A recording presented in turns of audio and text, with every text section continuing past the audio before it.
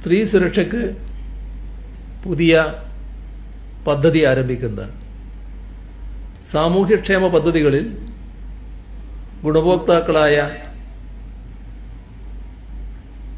ഗുണഭോക്താക്കൾ അല്ലാത്ത trans woman അടക്കമുള്ള പാവപ്പെട്ട കുടുംബങ്ങളിലെ സ്ത്രീകൾക്ക് എല്ലാ മാസവും സാമ്പത്തിക സഹായം ഈ പദ്ധതിയിലൂടെ ഉറപ്പാക്കും.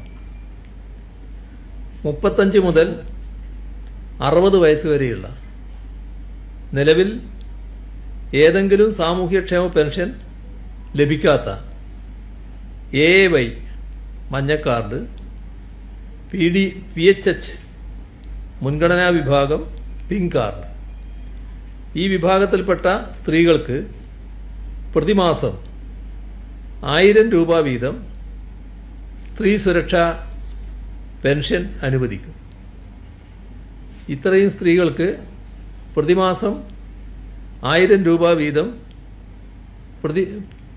സ്ത്രീ സുരക്ഷാ പെൻഷൻ അനുവദിക്കുമ്പോൾ 33,34,000 സ്ത്രീകൾ ഈ പദ്ധതിയുടെ ഗുണഭോക്താക്കളാകും എന്നാണ് കണക്കാക്കുന്നത്.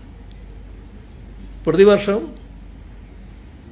ഈ 1000 രൂപ പ്രതിമാസം നൽകുമ്പോൾ പ്രതിവർഷം 3800 കോടി രൂപ ഈ പദ്ധതിക്ക് സർക്കാർ ചെലവിടും.